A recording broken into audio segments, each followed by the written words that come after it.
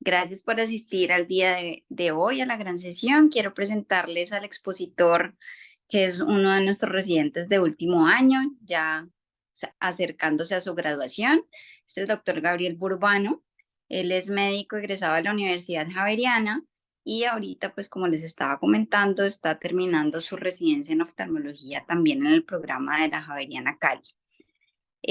Gabriel es un residente que siempre ha mostrado un excelente desempeño académico. Estuvo el mes pasado rotando en México en neurooftalmología y en plástico ocular, donde también tuvo un desempeño excelente.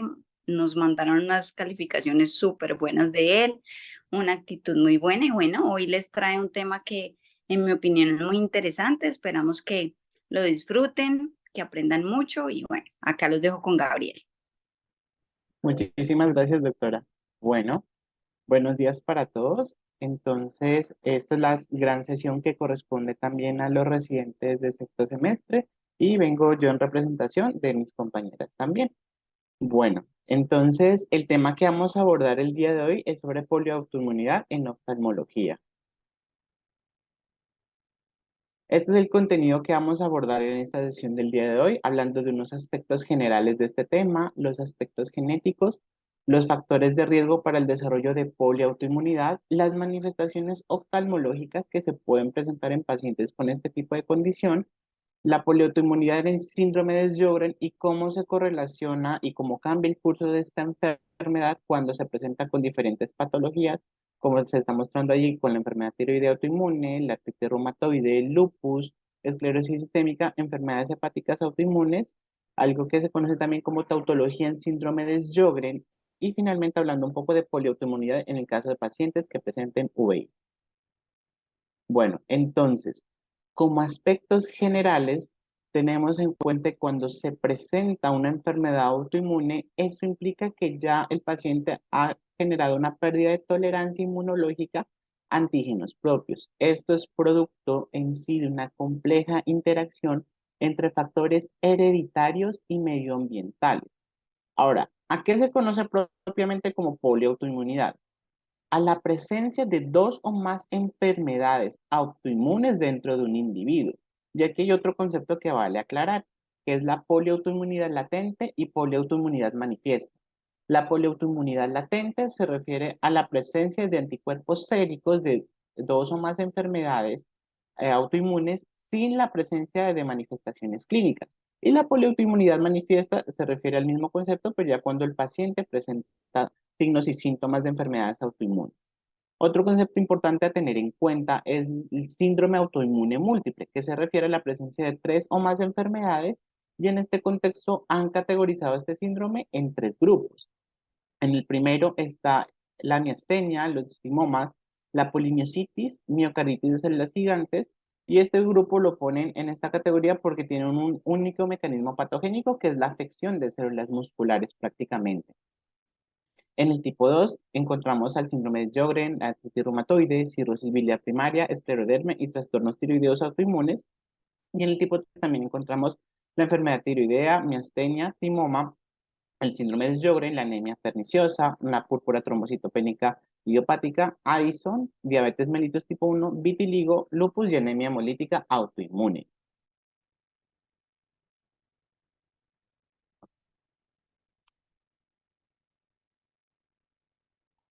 Listo. Entonces, aquí podemos encontrar un cuadro donde se nos está comparando las principales enfermedades reumatológicas o autoinmunes que presentan este fenómeno de poliautoinmunidad. Vemos acá que están comparando el lupus, artritis reumatoide, esclerodermia y el síndrome de Sjögren. De entrada ya podemos ver que la prevalencia de poliautoinmunidad está mayor en el síndrome de Sjögren, que es la patología que más presenta estos fenómenos de poliautoinmunidad, con un rango en el 32,6 al 52%, y el lupus en un 33 a 45%. Ahora, ¿cuáles son las enfermedades que tienden a coexistir con mayor frecuencia? En el caso del Sjögren, vemos la enfermedad tiroidea autoinmune, la artritis reumatoide y el lupus. Y en el caso del lupus, también vemos la enfermedad tiroidea autoinmune, el síndrome de anticuerpo antifosfolípido y el Sjögren. Como vamos a ver a lo largo de esta charla, hay unos factores de riesgo para el desarrollo de poliautoinmunidad.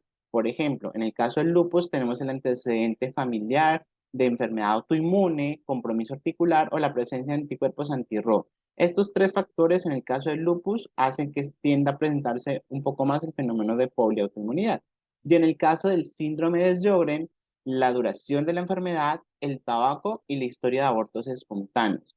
Ahora, como podemos ver también en la última columna, vemos que sí hay un cambio en la incidencia cuando se presenta estos fenómenos de poliautoinmunidad y no necesariamente tiene que ser algo de peor pronóstico. Por ejemplo, en el caso del lupus, cuando se asocia con el Sjögren, hay un curso más leve de las manifestaciones sistémicas. En el caso del Sjögren, aquí sí hay un pronóstico peor en el caso de algunas asociaciones.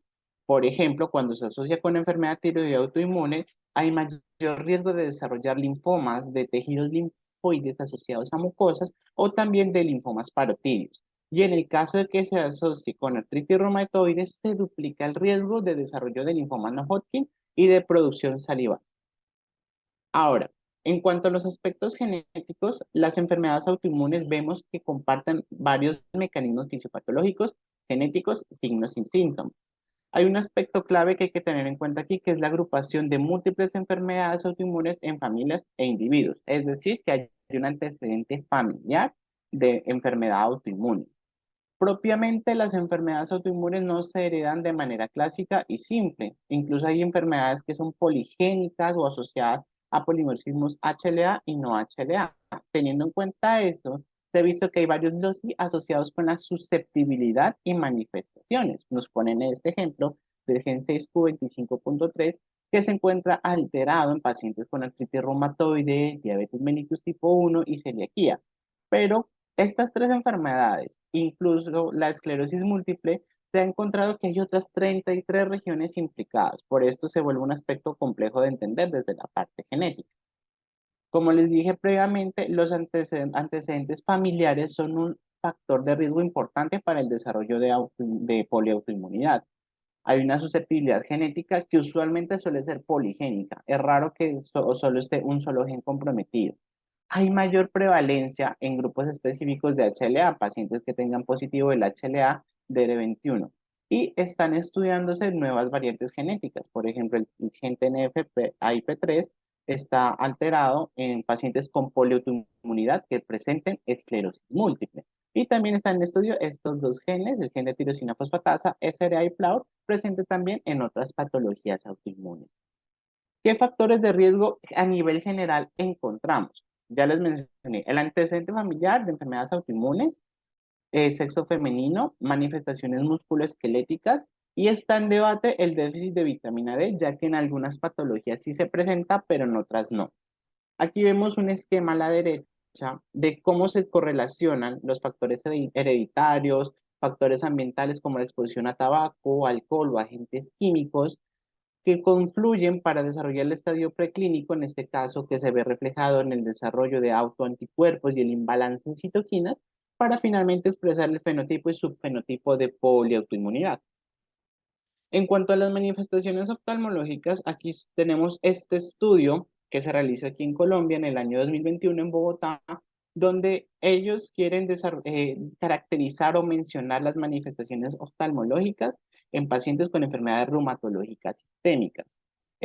Fue un estudio de carácter observacional, transversal, donde se analizaron 797 pacientes mayores de 18 años, realizándose en este caso un muestreo probabilístico a pacientes que asistieron en un centro de referencia de enfermedades reumatológicas en Bogotá. No dicen qué hospital o qué clínica fue exactamente. ¿Qué encontraron? Lo que les mencioné previamente y concuerda con la literatura, que el 84% de la población femenina es la que presentaba mayor cantidad de esos trastornos, con una edad media entre 54 más o menos 15 años, y un tercio de esos pacientes refirió alguna afección ocular.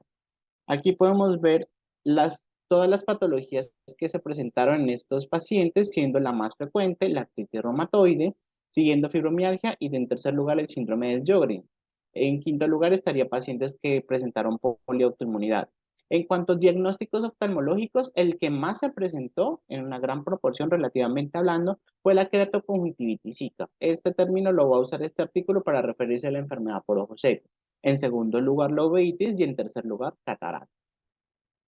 Aquí podemos ver, por ejemplo, la relación entre enfermedades reumatológicas y los síntomas oculares. ¿Cuáles fueron más bien las enfermedades que presentaron mayores síntomas oculares? Como podemos ver está la artritis reumatoide y el síndrome de Sjögren. Aquí podemos ver una comparación también entre los diagnósticos oftalmológicos y algunas patologías reumatológicas analizadas, o las que más se presentaron, siendo la artritis reumatoide, el lupus, el síndrome de Sjögren y la fibromialgia. Y podemos ver acá que el síndrome de Sjögren presentó, evidentemente, en el 77% de los pacientes analizados, queratoconjuntivitis zika y finalmente presentaron también queratitis.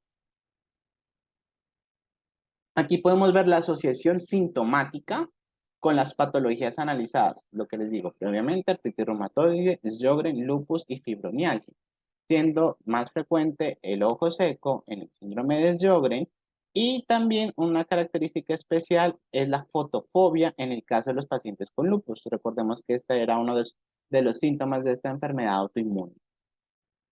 Aquí podemos ver también un cuadro informativo también, donde nos mencionan las principales manifestaciones oftalmológicas de estas enfermedades reumatológicas y el porcentaje de compromiso ocular de cada una.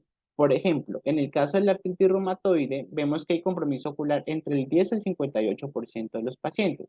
La manifestación más común va a ser ojo seco, en segundo lugar escleritis, uveitis anterior, queratitis y peucan en menos del 1% de los casos. En Sjögren vemos que hay un significativo compromiso ocular, evidentemente, entre el 89 y el 96% de los casos.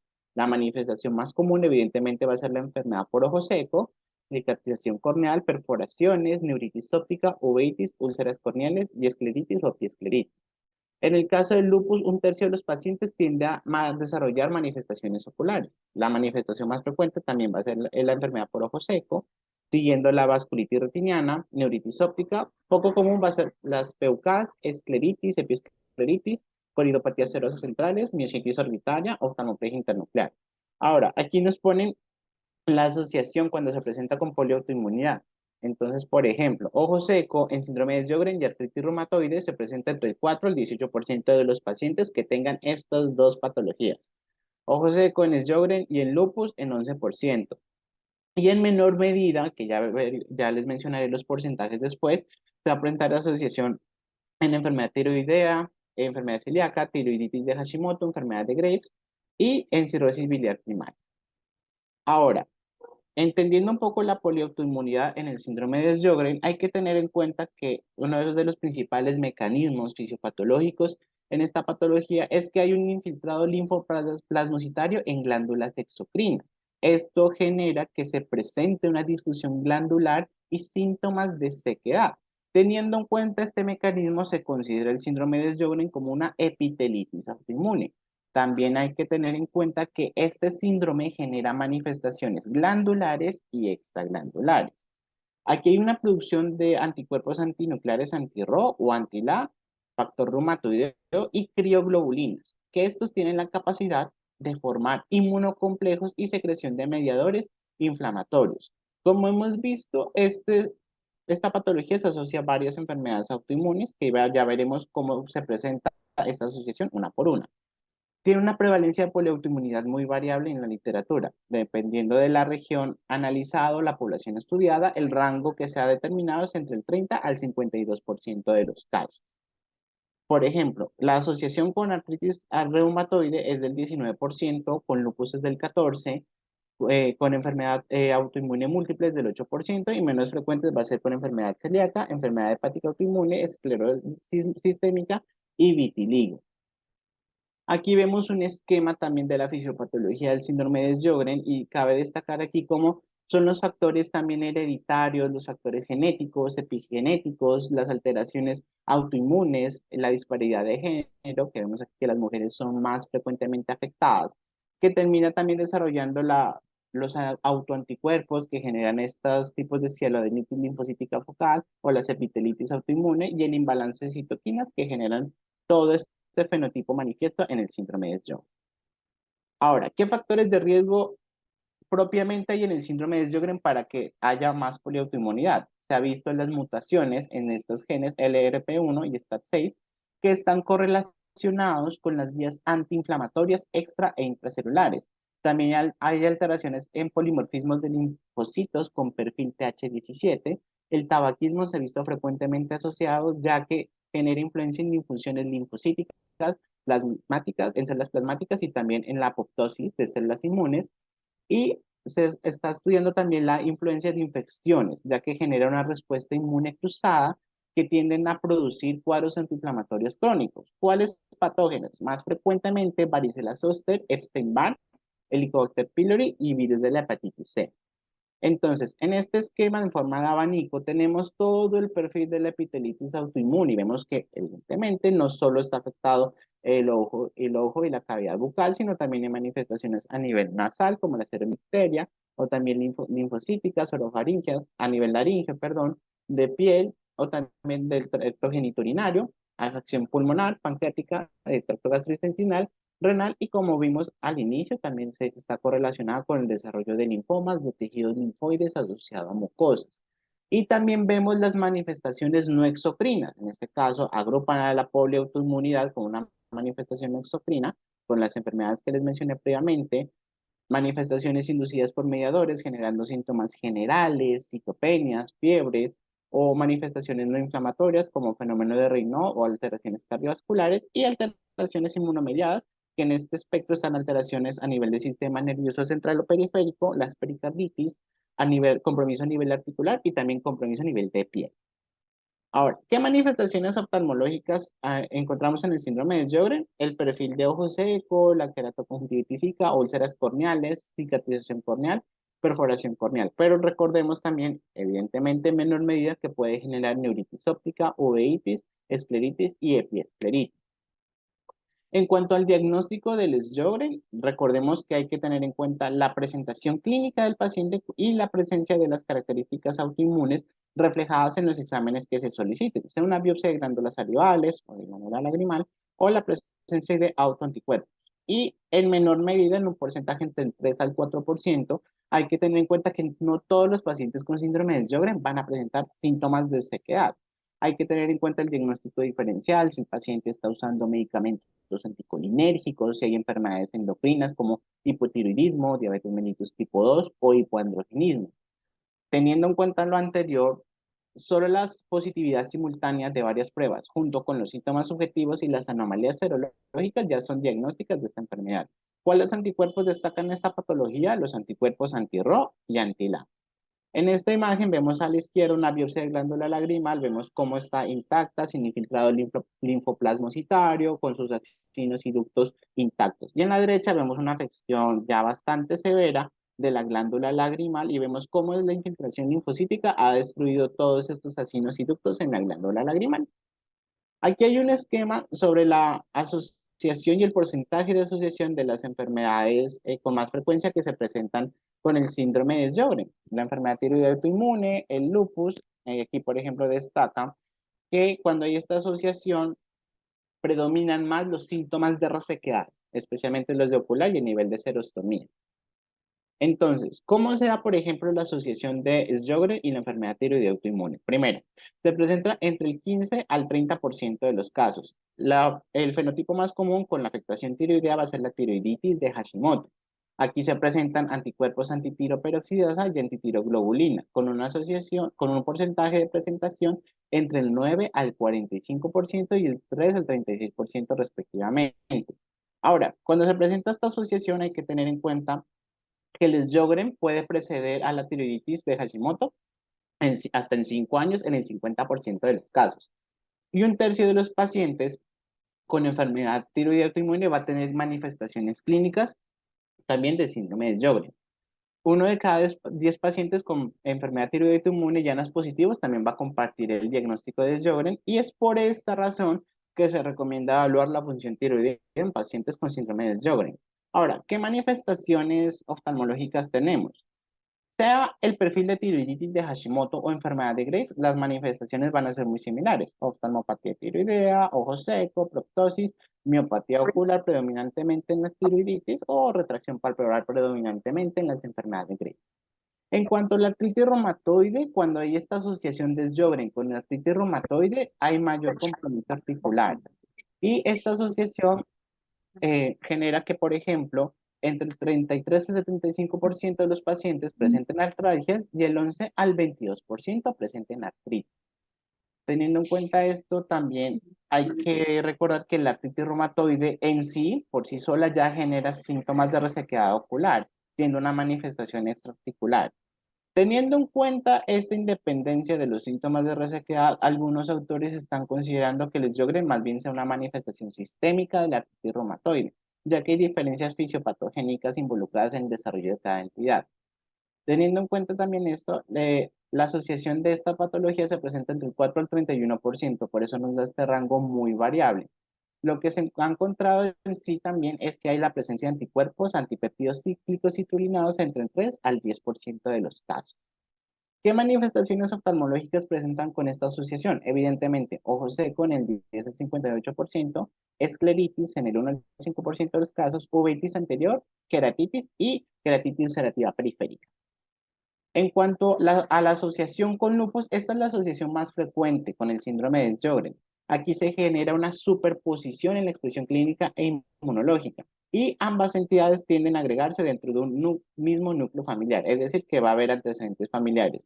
Y hasta el 34% de los pacientes reportan síndrome seco con un rango entre el 8 al 20% de los casos. Como les dije previamente, cuando se presenta esta asociación, se tiende a presentar más los síntomas de resequedad. ¿Qué otros síntomas se presentan más y qué otros síntomas se presentan menos? Por ejemplo, se presenta en mayor frecuencia fatiga, manifestaciones cutáneas, artritis y el fenómeno de Raynaud. Y hay menor afectación visceral. Por eso se considera que en cuanto a la parte del lupus, cuando se asocia el síndrome de Sjögren, hay un buen pronóstico.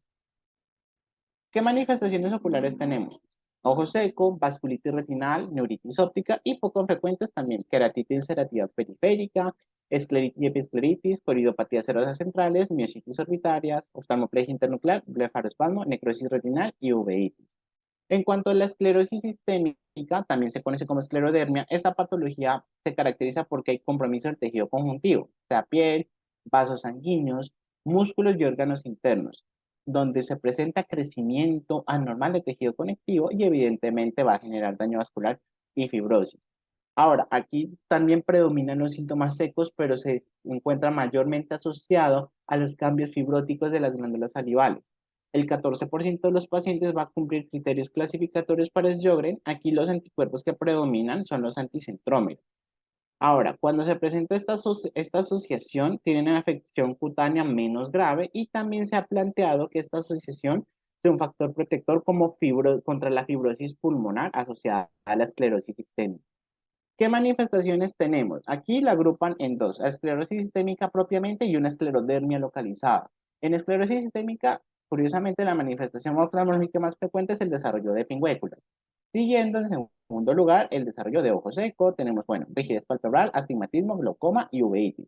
Y en esclerodermia localizada, la presencia de manifestaciones oculares es mucho menor. Vemos el rango aquí entre 2.1 a 6.7%, siendo la manifestación más frecuente en glaucoma, en segundo lugar uveitis, episcleritis, ojo seco, queratitis y papiledema. En cuanto a las enfermedades hepáticas autoinmunes, se ha encontrado, hay un perfil de tres patologías, la colangitis esclerosante, la cirrosis biliar primaria y la hepatitis autoinmune propiamente dicha. Entonces, cuando hay la asociación, por ejemplo, con cirrosis biliar primaria, hay peor pronóstico hepático. Los anticuerpos que van a predominar son los anticuerpos antimitocondriales. Por ejemplo, en enfermedad hepática autoinmune, con la asociación con el síndrome de Sjögren, la presentación de esta asociación es entre el 1.7 al 4%. Y solo el 10% de todos estos pacientes va a tener anticuerpos antimitocondriales positivos. Aquí podemos ver el perfil de estas tres enfermedades en lo que se clasifica en el grupo de las enfermedades hepáticas autoinmunes y las manifestaciones más frecuentes, siendo lo más frecuente los defectos refractivos. El artículo no especificaba cuál de los defectos era el que más se presentaba. En segundo lugar, catarata y en tercer lugar, ojo seco. En menor medida, panoveitis y la presencia persistente de fluido supraretinal en coridopatía serosa central. Teniendo en cuenta lo anterior, surge este concepto que se conoce como tautología, que es la tautología autoinmune en el síndrome de Sjögren. Entonces, desglosando este concepto, hay que pues, tener en cuenta qué es tautología. Según el diccionario de la Real Academia Española, se refiere a la acumulación reiterativa de un significado ya aportado desde el primer término en una enunciación. Es decir, cuando se explica lo que es un fenómeno varias veces desde la primera vez que se menciona. Ahora, ¿a qué se refiere con tautología autoinmune? Se refiere a todos los mecanismos comunes de las enfermedades autoinmunes, dado el hecho que, como vimos previamente, que aparecen dos o más enfermedades con un mismo origen genético o en un mismo entorno, pero con expresión fenotípica distinta. Y este es un concepto que, como vimos, se aplica al síndrome de Sjögren. Entonces, vimos que hay un mayor porcentaje de población femenina afectada, hay unos subfenotipos compartidos, como vimos, por ejemplo, en el caso de la asociación con Sjögren y lupus o Sjögren y artritis reumatoide como síntomas secos, la presencia de autoanticuerpos, la capacidad de asociación con múltiples enfermedades autoinmunes, el antecedente familiar de enfermedades autoinmunes, presente hasta en el 38% de los pacientes con Sjögren. Vemos también una fisiopatología similar, en este caso donde hay daño en células T o células B, o también mecanismos de daño tisular y agregados linfocitarios. Los factores también ambientales, cómo influyen, especialmente la parte infecciosa, lo de la vitamina D y el tabaquismo en el desarrollo de polioautoinmunidad, y los factores genéticos asociados a las afecciones de losis, de complejos de histocompatibilidad con otras enfermedades autoinmunes. Ahora, y finalizando también, vemos cómo se va a presentar la poliautoinmunidad en uveitis. Entonces, para esto traigo este primer artículo. También es un estudio realizado aquí en Colombia, en Bogotá, del año 2021, que se refiere a la caracterización de uveitis intermedia. Entonces, el objetivo de este estudio básicamente era analizar las características de pacientes con uveitis intermedia en un centro de referencia de Bogotá. Fue un estudio descriptivo, retrospectivo.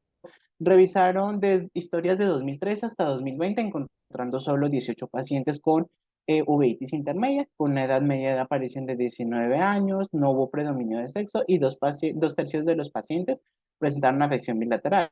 La etiología más frecuente fue la idiopática, en segundo lugar tuberculosis, esclerosis múltiple y artritis juvenil inflamatoria. ¿Qué complicaciones más frecuentes se presentaron? Edema macular, edema discóptico, catarata y membrana epirretiniana. ¿Qué es lo que destacó de este estudio? Que dos pacientes presentaron poliautoinmunidad y tenían antecedentes familiares de autoinmunidad. Estos dos pacientes, pues evidentemente, como es una muestra pequeña, corresponden al 11.1% de los casos. ¿A qué conclusión llegan? Pues en primer lugar, pues primero que la uveitis intermedia es una etiología infrecuente y se desconoce también la relación entre la uveitis intermedia y la poliautoinmunidad. Pero estos pacientes que la presenten evidentemente requieren un enfoque multidisciplinario. Basándonos en este estudio, sale este estudio de 2022 también, realizado a cargo por la doctora Alejandra de la Torre, donde quieren analizar la alta prevalencia de poliautoinmunidad en pacientes con uveitis. Entonces vemos que en este caso se enfocaron en las uveitis no infecciosas, analizaron en este caso 218 pacientes y obteniendo resultados como estos, que el 69.3% de los pacientes con uveitis y poliautoinmunidad eran mujeres, la presentación más frecuente en este caso era la uveitis anterior y la panoveitis y se caracterizaban por tener un curso recurrente en el 51.8% de los casos. De estos pacientes, 36 pacientes presentaban la poliautoinmunidad latente y 100 pacientes la poliautoinmunidad manifiesta. 22 pacientes presentaban el síndrome autoinmune múltiple y las enfermedades más comunes eran el síndrome de Sjögren, artritis idiopática juvenil y la espondilitis anquilosante. Encontrar una asociación que sí llamó la atención también, que pacientes que presentaban fenómenos de poliautoinmunidad tenían más riesgo de desarrollo de enfermedad de membrana epirretiniana y edema de disco óptico. Teniendo en cuenta esto, llegan a la conclusión que la poliautoinmunidad es un fenómeno común en pacientes con uveitis no infecciosa y puede ser un factor de riesgo para estas complicaciones, la membrana epirretiniana y el edema del disco óptico. Y muchísimas gracias, eso es lo que les traía para el día de hoy. ¿Preguntas? No, muchas gracias. Creo que es un muy buen resumen de un área de la medicina, pues que entre más se estudia, más se ve su complejidad y sus interacciones y muestra una tendencia que va un poco en contravía o nos abre los ojos con relación a lo que hemos aprendido en medicina. Aprendemos a, a hacer diagnósticos, ¿no?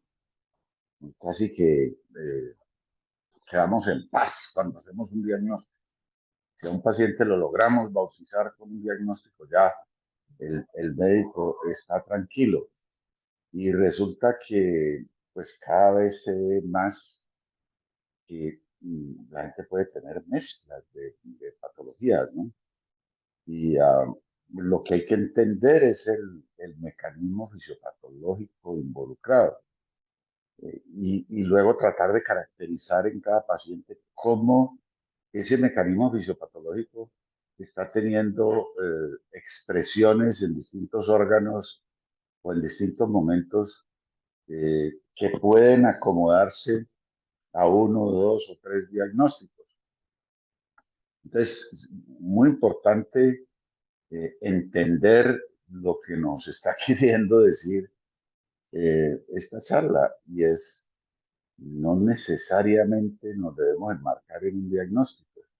Y eso lleva a veces a inacción, ¿no? Porque en la obsesión o en la búsqueda de un diagnóstico que a veces no lo logramos redondear porque el paciente no reúne todos los requisitos para tener ese diagnóstico, pues dejamos de actuar y de tratar.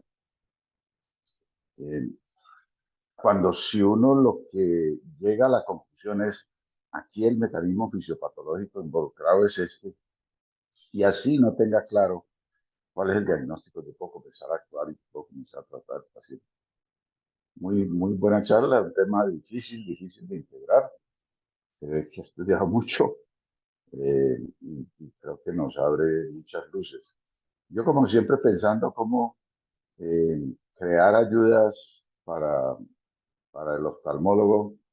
Yo estuve pensando toda la charla y no lo veo muy difícil. Es un tema que no se puede simplificar y creo que la única forma que tenemos de trabajar es siempre el trabajo multidisciplinario con reumatólogos, internistas, pero que estén muy sintonizados, que estén muy al día y que se hayan quitado esa obsesión por el único diagnóstico y sean capaces de integrar y entender todas las manifestaciones de las enfermedades autoinmunes, que entre otras no ocurre solo en las autoinmunes. Ustedes recuerdan pues revisiones que se han hecho, por ejemplo, en infecciosas, en tumorales, cómo se pueden combinar mecanismos fisiopatológicos para dar manifestaciones o variaciones alrededor de la expresión de las enfermedades. Muchas gracias. Muchas gracias, doctor. Estoy viendo Tengo, acá en el chat una pregunta sí, que doctor. dicen que si se abordan temas de alimentación relacionados con génesis de poliautoinmunidad. Pues resulta que este tema es muy poco estudiado propiamente hablando. Entonces, digamos que todo por el momento no se ha encontrado estudios o no logra encontrar estudios hasta ahora de alimentación y relacionada con los factores de poliautoinmunidad. ¿Alguien tiene más preguntas? Doctor, no hay preguntas en el chat. Gabriel, ¿Sí, doctora? Gabriel, quiero pues felicitarte a ti y a tus compañeras de Beatriz y a Catalina por esa revisión tan buena. Realmente, como dice el doctor, es un tema que cada día se conoce un poco más y bueno, también habrá mucho por aprender. Muchas gracias, doctora. ¿Alguien tiene más preguntas? No, yo solo quería, bueno, de nuevo felicitar a Gabriel por este tema, pero quisiera pensar, digamos, cuando tú te enfrentas, ¿qué consejo nos darías para orientar un paciente cuando tenemos la sospecha de que tiene un ojo seco por un Sjögren? Si te vas por la evaluación, digamos, de la parte sistémica o vas directamente a hacer una biopsia, sé que no es el, digamos, el objetivo de la charla, pero como uno tratando de pensar globalmente, digamos, ¿cuál sería una estrategia, digamos, más directa, la menos engorrosa para hacer un estudio de este tipo de pacientes? En cuanto a un enfoque, por ejemplo, individual de cada paciente, si en el caso de que estemos hablando que un paciente nos llega a consulta, interrogar muy bien al paciente. El simple hecho sabe que, pues bueno, en nuestro campo solo lo veamos los pacientes con uveitis o con síndromes secos, no significa que no vayan a tener otras manifestaciones o que pues simplemente no las hayan presentado aún. Entonces, en primer lugar, interrogar bien si el paciente tiene estas manifestaciones o no, o explicarle en qué momento las puede desarrollar. Evidentemente, esto es un manejo multidisciplinario también con reumatología o con otras especialidades también, dependiendo de cada paciente. Entonces, yo recomendaría realizar un muy buen interrogatorio para saber enfocar nuestro paciente correctamente, especialmente pues desde nuestra área, desde la oftalmología. Gracias. A usted, doctora, muchas gracias. Bueno, entonces, si no hay más preguntas, les deseo a todos un muy bonito día. Hasta luego. Muchísimas gracias, doctor. Que tengan un excelente. Gracias, Gabo. Gracias. Gracias, hasta luego.